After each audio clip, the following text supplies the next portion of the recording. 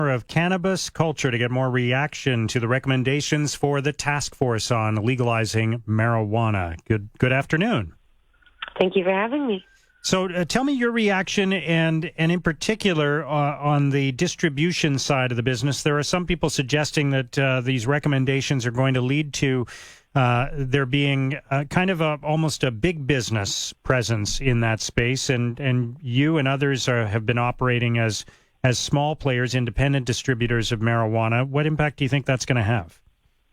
We've had concerns for a while now that the Liberal government has been lobbying in favor of the licensed producers that were set up under Harper's government as a medical marijuana system. But those big businesses have been pushing for the government to criminalize and continue to criminalize dispensary operators and employees. For us, this isn't about criminalizing peaceful people. This is about, ending the injustice of prohibition. And the government has been very much in favor of a restrictive model, while they ignore the fact that legalization is only coming to be because of the sacrifice of decades of activism from people like Mark Emery and cannabis culture. So we really feel concerned that the government is looking to usurp the industry that already exists from the people who built it and hand it over to more corporate groups who are looking to profit on the stock market.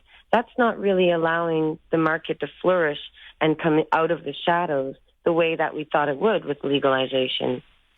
What types of restrictions would you want to see in place, though? Because obviously, with the size of the market, is it not inevitable that there would be big players involved? We're talking about something that some people have estimated as being a $7 billion market in Canada. So is it not inevitable that at some point you're going to have big players taking over that business?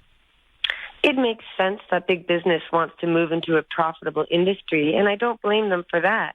But it is different from something like the dot-com boom. That was something that came out of nowhere. It invented jobs. But the marijuana industry already exists. It's worth more than logging and mining and fishing in British Columbia combined. This is a multi-billion-dollar industry that already employs many tens of thousands of Canadians. And court records show that 95% of people taken to court for marijuana growing are not connected to organized crime. They're otherwise law-abiding citizens. So legalization should simply mean the end of criminalization of the existing industry, because cannabis consumers and providers do no harm. They're not violent. And crimes should only be dealing with where there's a victim. There are no victims of marijuana, but there are many victims of marijuana prohibition enforcement. But what is it that you want to see the government do then, or do differently from what the task force is recommending? Because I'm not seeing here a deliberate attempt to put you out of business. We can talk about the interim period, the present, before the legislation's in place in a moment. But I look at this and I think, for example, of, if you want to go back a few years, video stores where there were lots of independent private video stores, and then Blockbuster came along. And a lot of those independent video stores went out of business, which some people may have lamented, but that's just the marketplace. Is it the job of government to make sure that a business like yours and that other independent marijuana distributors continue to flourish in the face of big business competitors? Well, the free market is based on supply and demand. And the reason that dispensaries have opened up so quickly all across Canada in recent years is simply because of public demand. And the government has, in fact, ordered the police to shut down dispensaries. The government has very clearly stated that all the laws remain in force and in effect and must be enforced. But for me, that's very disturbing, considering that marijuana books and magazines are still illegal in Canada under Section 462.2 of the Criminal Code. And Justin Trudeau himself admits to breaking the law by passing a joint, which is trafficking marijuana. And he's a member of parliament when he did that, and now he's prime minister. So the law being applied now and today is unjust. That's why we should legalize it. It looks, though, like the government is moving away from the civil liberties angle and moving away from the economic opportunities angle and looking to frame this as a very dangerous substance that needs more controls than even alcohol and tobacco, even though we know that through decades of evidence, alcohol and tobacco are far more harmful than marijuana. And these existing businesses, again, are coming up because of supply and demand, no different than the organic movement or the green movement or how craft beer or boutique coffee shops came out of nowhere and became very popular. The government didn't mandate that yoga become a popular pastime. The market did, and that's why it was so popular. But again, the marijuana industry is not like something new that got invented. It's an industry that's been around for decades and which we've been punished and persecuted and discriminated against and demonized for decades. People have literally lost their lives, their kids, their right to travel, their jobs. People have become second-class citizens because of marijuana prohibition. So as we move forward into legalization, we need to recognize that most people in this industry are nonviolent, regular citizens who deserve to have a place in legalization. But the language from the government, who is very much in favor of the licensed producer system for medical marijuana, they seem to want a more restricted, limited system where they have harsher penalties for operating outside the legal system. This doesn't sound like the legalization we saw in Amsterdam or Colorado. This sounds more like a very prohibitionist model designed to limit access, give an oligopoly to a few select producers, and to continue discriminating and criminalizing otherwise law-abiding people, which is completely unjust. Job creation could be a major benefit from legalization, but at this time the government says they don't want to normalize it, they don't want economic opportunities, they don't want anyone to really benefit from it, and they still want to say it's harmful. That's because we have suffered decades of discrimination and demonization and persecution because the government said marijuana was harmful. It's very difficult for them to apologize to the 500,000 Canadians with records when they realized that marijuana was not as harmful as the government always said.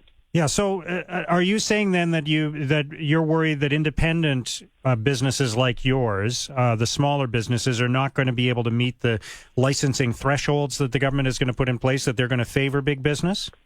That's correct. My concern is that the licensed producers currently operating for the medical system, they can't even meet the patient's demand. There's no way that they can meet the entire national recreational demand. That demand is already being met by people who have to hide because of the law. But once we allow people to come out from the shadows and put a face and a name to the product they produce, they can be first-class citizens. But the government in Canada is often about over-regulation, and we know that the Liberals themselves are no strangers to cronyism. So when you have the biggest producer in Canada, Tweed, being founded by the Liberal Party chief financial officer, you start to raise eyebrows about who's in this for what reason, and it's not for the benefit of the ordinary consumer or Canadian. All right, so you're comparing yourself to, for example, independent coffee shops, but as of this moment, distributing marijuana is still illegal in Canada. Distributing coffee is not. So should the government just stop prosecuting people who are actually breaking the law by selling marijuana today? Absolutely. The police should not intervene unless harm is being done. But dispensaries are doing no harm.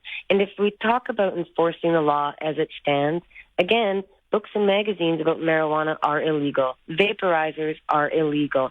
Everything about marijuana is still illegal in Canada today. But the police use their judgment. They don't go arresting people for a High Times magazine, even though the law says that they can, and you can go to jail and be fined $10,000 for a marijuana magazine. So the law is not just, and that's why they need to stop enforcing it. When the government agreed to legalize marijuana, it wasn't for the benefit of stock market marijuana companies. It should be for the benefit of the many citizens who are criminalized unjustly and harmed by the law. And I do compare us to these small businesses that contribute to the local economy. There's no reason why storefronts shouldn't be allowed to flourish. But the government's messaging has been about letting licensed producers have a limited control over the market. And even though Anne McClellan and the task force acknowledge that diversity in the industry is important, I'm still concerned by their very strong messaging that they will go after growers and providers for the next few years, as well as regular Canadians, for simple marijuana possession. That's all still happening. That's unjust. That needs to stop, and it can happen with the order of the government. You're saying that the production of marijuana doesn't cause harm, but is there not the risk of harm being caused in a number of different ways if it's not handled properly? That the product might not be of a good enough quality to not be harmful. That some people there is evidence that marijuana can be harmful to the developing brain in some cases. The science on the developing brain is about young people who are predisposed to mental illness. So all of these studies that hint towards any sort of connection between marijuana and mental health issues, they're about correlation, not causation. And if we're worried about young people, we need to get them off of the pharmaceutical drugs that doctors push on them from a very young age onward and give them a safer alternative to alcohol, which is a very destructive, dangerous, date-rape drug that causes murder. So when we're talking about marijuana, it's very safe. People have been using marijuana in Amsterdam and around the world with no problems for decades. And if you're worried about mold, well, when you go to the grocery store, you often find a moldy strawberry, but it's not going to kill you. You wash all the fruit and you don't eat the mold.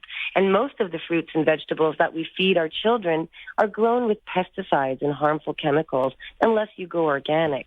So for marijuana, it should be treated no differently than any produce item sold at a farmer's market, because it really is a very safe substance. And for decades, there's been research into this. And myself, I have 12 years researching cannabis, and Cannabis Culture magazine has covered this for 2 decades plus.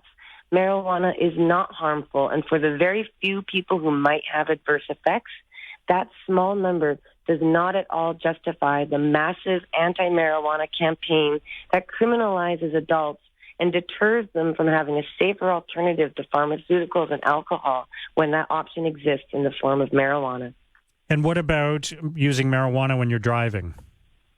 Well, nobody should drive when they're impaired. But for the most part, over the last few decades, research out of England, Australia, Canada, even the United States Highway Traffic Safety Administration, the U.S. government itself, looked into driving many times and found that marijuana users are no more likely to crash than non-users. In fact, that's why the police and the government are trying desperately to find ways to prove some sort of link. It's because the link doesn't actually exist. But for a first-time user, do not drive behind the wheel. That goes for any sort of substance like alcohol or even coffee if you're too jittery, or pharmaceuticals that say do not operate heavy machinery. But that's about responsible driving and individual behavior. When it comes to impaired driving, that's proven by performance. So if you're driving unsafely, too slow or too fast, the police officer and other drivers notice that, and then they can determine what caused the impairment, whether it's alcohol, tiredness, having a fight on the phone. Those sort of things can be proven. But with marijuana, there's no evidence that it actually causes more crashes, and most marijuana users make a responsible decision not to drive because their judgment isn't impaired the same way alcohol does. Jodie Emery, thank you very much for your time today. I appreciate it. Thank you for the conversation. Jodie Emery is the owner of Cannabis Culture. Coming up next, we'll talk electoral reform with former Deputy Prime Minister Sheila Copps.